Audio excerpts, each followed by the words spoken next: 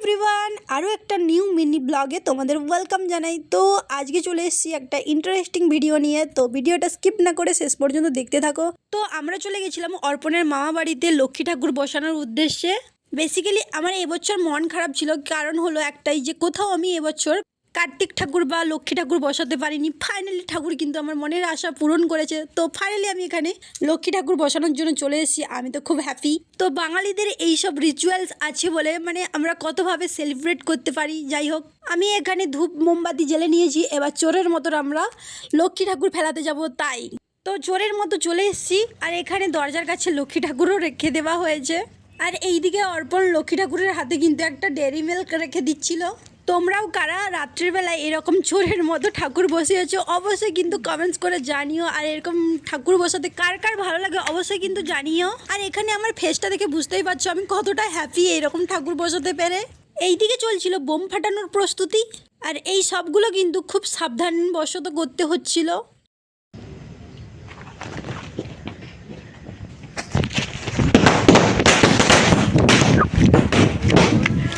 Bomb ফাটিয়েই কিন্তু আমরা খুব জোরে ছুটে ছুটে পালিয়ে যাচ্ছিলাম।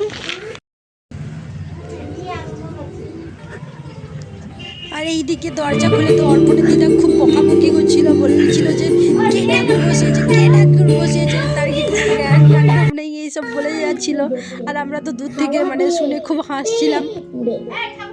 আর কাকাই এলে তার হাতে 500 টাকা দেবে মুড়ে।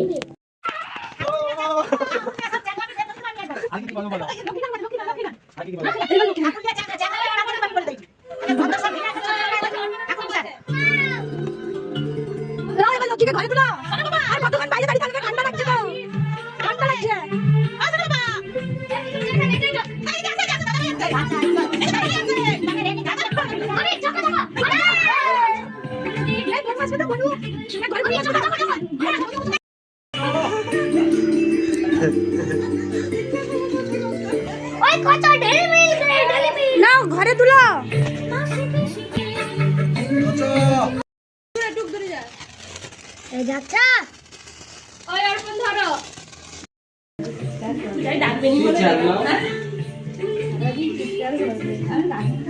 তো ফাইনালি দেখতে পেলে এখানে ঘরের লক্ষ্মী কিন্তু ঘরেই ঢুকে যাচ্ছে।